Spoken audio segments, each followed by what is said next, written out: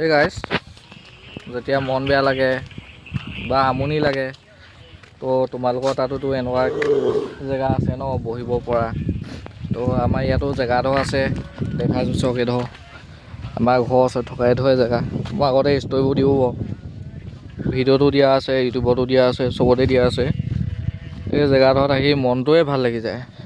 কি আছে নাজানো জেগাত, কিন্তু যেতিয়া অকলশৰীয়া ফিল লাগে বা আমনি লাগে ঘৰটো সোমাই, তেতিয়াই জেগাডোখৰলৈ আহোঁ। ভাল লাগে জেগাডোখৰ, মজা বতাহ মাৰি আছে, চব পিনে পথাৰ, চব না বতাহ বলি আছে।